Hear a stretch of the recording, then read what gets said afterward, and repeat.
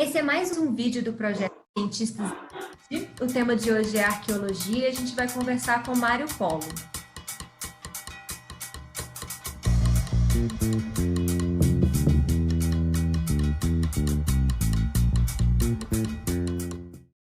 Tudo bom, Mário? Bem, e você, Carol? Tudo bom também. Você podia falar para a gente um pouquinho da sua formação e em que área que você atua?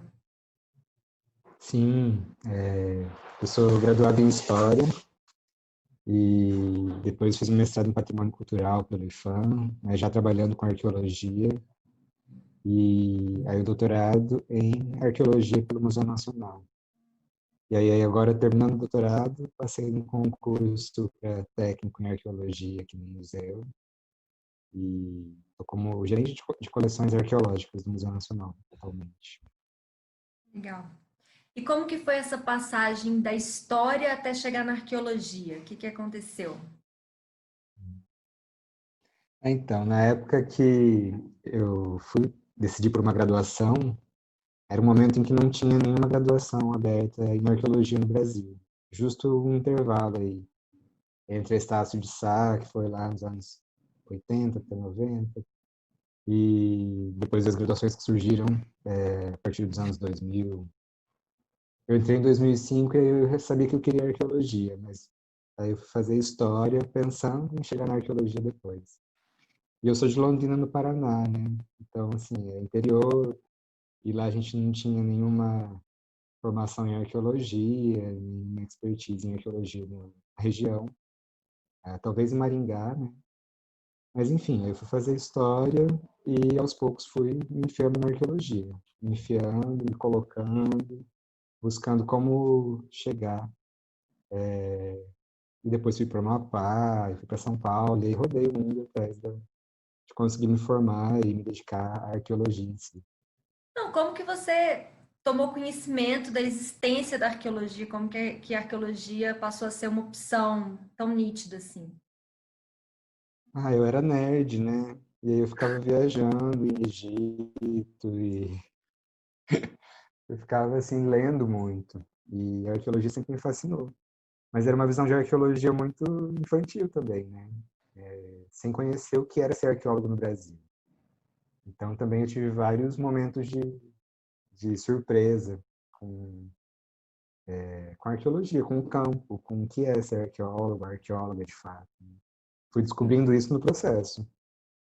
E na graduação em História também fui entendendo um pouco mais, enfim, mas era um desejo que começou desde muito pequeno e depois se manteve. E aí eu falei, vou até o final agora também. Sim. E você consegue falar assim de uma forma sucinta o que é a arqueologia?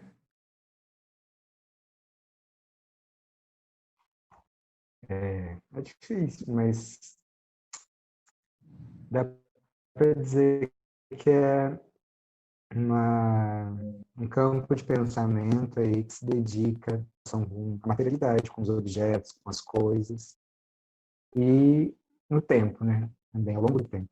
Então, a gente faz esse pensamento sobre o que é a diversidade humana a partir dos objetos, das coisas, mas pensando nesses grupos recuados, etc. Então, é lidar com essa materialidade e com o tempo, mas sempre dedicado ao humano. Então, não é pensar o material pelo material, o objeto, a coisa pela coisa. A gente tem esse referencial, né, o tempo todo de pensar que humano a gente está alcançando por meio daquele objeto. E quando a gente escuta, por exemplo, essas divisões, né? Arqueologia pré-histórica, arqueologia histórica, arqueologia de gênero, arqueologia da paisagem, o que que significa essas categorias, assim? Por que que isso é dividido? Como que isso funciona? As primeiras divisões na arqueologia são muito com base em divisões temporais, né? Uma tentativa de classificar períodos aí. Então, pré-histórica e histórica vem muito disso. Mas ao longo do tempo a gente começa a ver que algumas dessas categorias funcionam para uma região do planeta, para outra não. A ideia de pré-histórica se baseia na escrita, então é algo que a gente já critica muito, né? A gente tem outros termos aí como pré-cabralino, pré-colombiano, pré-hispânico, pré-colonial. Enfim, são áreas de especialização também na arqueologia. Assim, a arqueologia tem quem se dedique a uma arqueologia de tal período, ou quem se dedica a uma arqueologia de tal região, trabalha com arqueologia amazônica, por exemplo. Às vezes trabalha com vastos intervalos de tempo, mas naquela região que é a Amazônia. Então são essas divisões que tentando aí dar uma cara, uma especialidade para a arqueologia. E atualmente essas diferentes arqueologias, como a arqueologia de gênero, a arqueologia queer, que tem povoado aí, trazido mais cores e mais olhares para a arqueologia mesmo, né? Que está cada vez mais rica. Então, eu queria que você explique como que acontece o trabalho da arqueologia, essa fase de campo e a fase de laboratório, a pesquisa antes e tudo, como que é o trabalho da arqueologia? Sim. O trabalho vai muito além do campo, né? Em geral, o pessoal associa a arqueologia a essa parte da escavação e se esquece que é todo um trabalho de laboratório com os materiais, mas também é todo um trabalho de gestão desses materiais quando já estão em coleções, em reservas, e toda pesquisa consequente em relação a isso, a documentação disso depois. Antes do campo, você também tem que preparar o campo, pensar em diagnósticos. Então, assim, o campo é uma etapa muito precisa do trabalho da arqueóloga, do arqueólogo. É uma etapa objetiva que geralmente dura um período assim, o mais curto possível, porque para não ficar aquele tempo todo em campo, até porque alguns campos são situações bem difíceis, né? Meio do mato, tomando chuva, no tempo. Então, assim, é só uma etapa, mas uma etapa muito importante. É onde se faz o resgate, é onde se conhece o sítio, onde você tem que mudar a metodologia que você havia planejado, às vezes ali na hora, porque você está vendo que não funciona. É uma etapa bastante crítica, mas, enfim, ela não é nada assim laboratório. Escavação acontece no laboratório, por exemplo. Então, você tem, às vezes, urnas que são levadas inteiras com conteúdo para o laboratório, e ali é escavada no momento mais para frente, né? Outro momento. Com calma, com mais cuidado, com muito mais delicadeza, se escava uma urna e foi exumado de um sítio que se escavou mais rapidamente. Então, são várias etapas. Você citou, por exemplo, a urna, então, mas quais outros tipos de materiais que geralmente acabam entrando para as coleções arqueológicas? Tem muita coisa, né? Acho que a arqueologia lida com uma variedade enorme de materiais, o que é uma grande questão em termos de conservação, inclusive.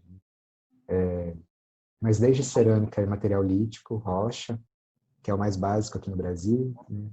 Desse passado indígena, sobretudo. Mas aí a gente tem também orgânicos, cestaria, que a gente encontra também, e material construtivo. Se a gente vai para a arqueologia dita histórica, a gente tem até tijolo e cravo, prego, e de tudo. Então é muita coisa. E aí depende do tipo de sítio que a gente está lidando. Né? E materiais, desde materiais microscópicos até materiais gigantescos, estruturas arquitetônicas inteiras. Então a arqueologia lida com o universo da materialidade. Né? Não tem como saber muito ao certo também o que a gente vai achar, o que não vai achar. Tem que ir meio que preparado para lidar com esses diferentes tamanhos e tipologias de materiais em campo. E aí a gente tem no Brasil sítios como o Sambaquis, que são monumentos funerários gigantescos. Né? E aí é concha, é peixe, é de tudo também nesse material. E o sítio inteiro é, digamos assim, material arqueológico. Né? Toda aquela estrutura arquitetônica é material. E não E é é à muito toa que na hora de grande? Qual que é a escavar, normalmente dimensão se desse leva sambaquis? blocos inteiros. Ixi, varia muito. Tem desde sambaquis que são morrinhos com 2 metros de altura, coisinhas pequenas, até sambaquis com 60 metros de altura e por aí vai. E em termos de extensão também, você tem coisas muito grandes. E também até porque é difícil, às vezes, em alguns casos, precisar onde ele começa e onde ele termina. Porque é uma estrutura que acompanha a paisagem, muitas vezes, mas são coisas grandiosas. Falando em coisas E grandes, tem sítios na Amazônia também que são bem grandiosos, né? pode citar exemplos. Bom, a Amazônia tem várias estruturas, como tesos, que são movimentações de terra, formando também grandes morros. Você tem megalitos. No Amapá você tem o chamado Stonehenge brasileiro, que é uma formação de pedra em círculo, pedras super altas também, colocadas de pé na terra, formando essa estrutura de observação astronômica. E geoglifos são algumas estruturas aí mais para o lado ocidental da Amazônia, Acre, que são movimentações de terra também formando grandes desenhos no solo. No geral, aqui no Acre, por exemplo, a gente tem formas circulares e quadradas. Inclusive, é um patrimônio muito ameaçado pela agropecuária, né? Recentemente, a gente teve um caso aí de um grande geoglifo que foi aterrado.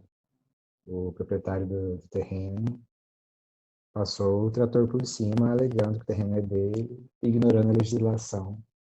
Enfim, sabe que sítio arqueológico é patrimônio da União, mesmo que esteja na propriedade dele, né? O que que acontece, assim, tô no meu terreno e encontro um patrimônio que eu acho que é arqueológico, ou se eu souber identificar que eu sei que é, o que que eu tenho que fazer, assim? Sim, o ideal é comunicar o IFAM, né? Comunicar o mais rápido possível o IFAM para que o IFAM indique medidas de proteção possíveis, né? E pela legislação não é possível dizer que se desconhecia a legislação. Patrimônio arqueológico é patrimônio da União e todo achado fortuito tem que ser comunicado nesse sentido. Em geral, as pessoas comunicam, ou um arqueólogo, ou alguém que se conhece na universidade, um historiador. E é interessante que essas pessoas também tenham isso em mente, sempre que possível. Né? E soube de alguma coisa encontrada fortuitamente, se comunique ao IFAM. Às vezes o proprietário de terra não sabe, mas um pesquisador, algum historiador, aí pode fazer esse meio de campo. Então, sempre comunicar a superintendência estadual. Igual esse exemplo que você deu, que o proprietário foi lá e deliberadamente aterrou um patrimônio arqueológico. Tem alguma penalidade legal prevista para esses casos? Tem, tem. Essa questão das sanções é um pouco complicada no Brasil, porque a primeira lei de arqueologia de 61 prevê uma sanção penal mesmo, mas que está defasada. E aí, hoje em dia, geralmente o que se faz é aplicar um termo de ajuste de conduta. É um instrumento jurídico aí dedicado a ajustar essa conduta de quem promoveu dano ao patrimônio mediante pagamento, algum valor ou alguma ação que seja aí, que se volte a favor do patrimônio. Então, até porque, em grande parte dos casos, o dano ao patrimônio arqueológico é reversível. Então, não adianta tentar desfazer. No caso no geoglifo, se você revolveu a terra, mexeu com tudo, não adianta querer botar no lugar de novo. A própria conformação do terreno era o sítio arqueológico. Uhum. Então, assim, destruiu, promoveu dano. Em alguns casos não tem muito o que fazer, a não ser ajustar a conduta, fazer alguma coisa que compense, digamos assim, o dano causado. E Uhum. aí o IFAM está no meio disso, junto com o Ministério Público, tentar chegar em soluções de negociação. Uhum.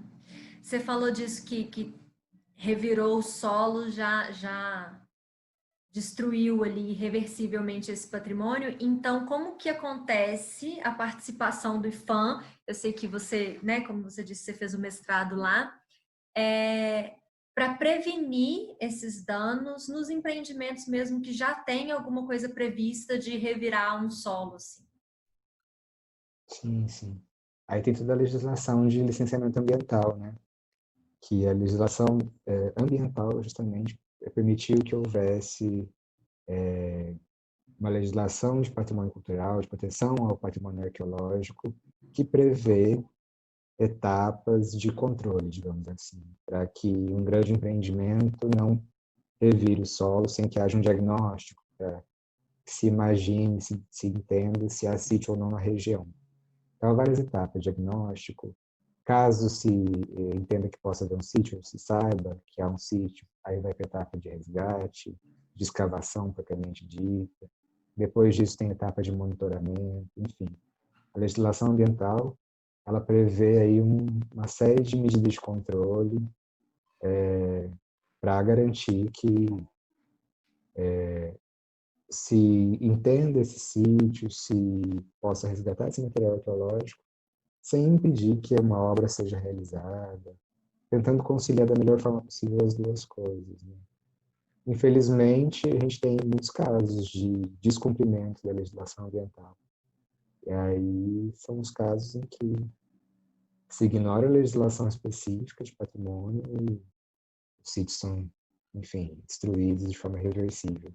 Porque não adianta senão, ignorar o diagnóstico, pensar na arqueologia no momento seguinte. Né? Preciso pensar desde o início do projeto. Uhum. Mas é uma briga, é uma luta. E aí tem IPHAN nisso, tem ICMBio, IBAMA, vários órgãos do governo que se dedicam a garantir o cumprimento dessa legislação. Entendi. É uma questão interministerial aí, do meio ambiente. É, E o que acontece muitas agências. nos processos de encontrar um sítio que não dá para ser resgatado? Você citou um exemplo de estruturas arquitetônicas, mas teria também arte rupestre, por exemplo. O que acontece nesses casos? O que faz com esse Sim. arqueológico?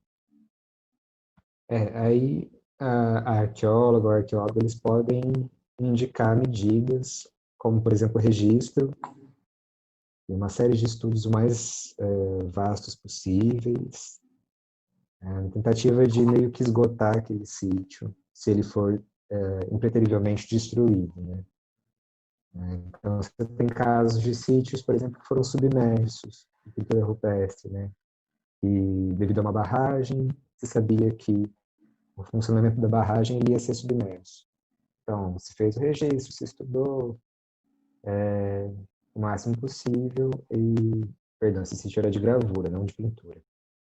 E aí, depois dessa série de estudos, se permitiu que houvesse o funcionamento da barragem e a inundação do sítio. Então, aí depende do parecer da arqueóloga, do arqueólogo, do IPHAN, do que o Ministério Público vai entender também. Uma série de especialistas envolvidos nesse processo. Porque se o empreendimento diz que é preciso fazer tal coisa, é preciso destruir aquele sítio, é preciso ver se ele não é um sítio de grande relevância, se Uhum, não é um sítio único, se é um sítio que pode ser resgatado depois do resgate, é tranquilo ocupar a região, ocupar o local. Então depende de sítio para sítio. Né? E tem casos na história para fora do Brasil de grandes movimentações. No templo de, se não me engano, de Ísis, no Nilo, foi totalmente removido. Abu Simbel, foram sítios gigantescos que foram removidos por conta de obras de engenharia. uhum. E, enfim, são as E- possibilidades que se coloca. Cada caso é um caso. mas tem casos que acontece mesmo da excepcionalidade de um sítio impedir um empreendimento? Isso já aconteceu, sim? Tem, tem. No licenciamento ambiental como um todo acontece disso, né? Tem casos de grandes projetos que têm que se adaptar E não sem gritar demais, não sem ter brigas homéricas, né? Mas acontece Às vezes muda de casos lugar, né? de o IFAM ter que bater o pé, muda. Refaz todo o projeto. E há casos em que isso é mais simples, desde desviar linhas telefônicas, linhas de transmissão de energia elétrica, até casos em que todo o projeto tem que ser rearranjado. Aí depende do sítio. Geralmente é muito difícil negociar isso, porque são projetos bilionários, Uhum. mas aí o Ministério Público tem que também fazer o papel dele. Ô, Mário, essa entrevista ela tem o objetivo de ser bem curtinha, de introdução do tema, né? Mas eu queria te perguntar, assim, que você desse exemplos do que você acha mais legal, assim, de patrimônios arqueológicos que você fala, nossa, isso é muito incrível mesmo. Eu vou falar de Brasil porque acho que a gente tem muita coisa aqui e desconhecida e pouco valorizada, e tem sítios incríveis, materiais incríveis. Só na Amazônia, que é a área que eu trabalho, como eu falei, os megalitos, o Stonehenge do Amapá, como é chamado, é um sítio fantástico. Nossa, que eu acho que, assim, quem puder conhecer é desses sítios brasileiros que são únicos. Que nem Pedra do Ingá, na Paraíba, que nem Serra da Capivara. E, em termos de materiais, nossa, a Amazônia é tão rica. Eu sou muito fã da Amazônia, então sou muito suspeito. Mas eu acho que é muito interessante conhecer as cerâmicas indígenas do Brasil como um todo, conhecer essa diversidade e essa diversidade artística mesmo, né? São materiais fantásticos. E sítios, tem também em Sambaqui, eu acho que vale muito a pena essa experiência de conhecer, saber mais sobre Sambaquis e entender essa monumentalidade. As casas subterrâneas, mais para o sul do Brasil, são também sítios muito interessantes. Eram verdadeiras estruturas abaixo da cota do solo, e sítios desse tipo são muito fascinantes também. A arqueologia brasileira é fantástica, e é muito triste que seja resumida, em geral, as pessoas falam, mas é cerâmica e pedra lascada. Nossa, eu acho que os sítios trazem uma outra luz, entender os sítios cada vez melhor, trazem esse novo olhar para a arqueologia brasileira. Uhum. Então é isso, Mário. Obrigada pela participação aqui no canal. E Eu que agradeço. depois a gente vai te convidar para fazer outras perguntas mais específicas. Às vezes você apresentar um pouco sua pesquisa de doutorado. Vamos ver. Amo. Mas, por enquanto é isso. Fico à disposição. Eu que agradeço pela oportunidade de falar de arqueologia. Amo e vou aproveitar toda oportunidade que me aparecer nesse sentido. A gente tem que divulgar a área. Ficamos por aqui. Quem ainda não segue a gente nas redes, no YouTube, no Instagram, a gente está no Twitter também. E é isso.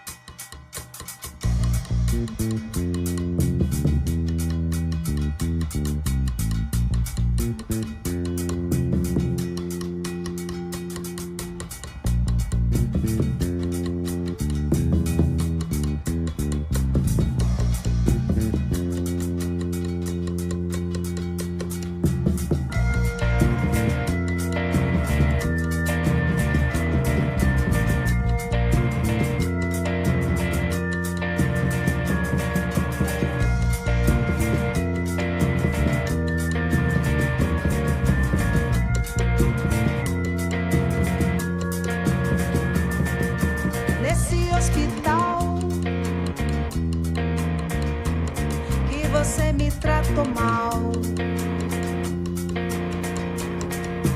Hoje você nega a minha negra prescrição. Esse colégio você me tirou da classe. Riu do meu cabelo, zombou da minha face. Veja como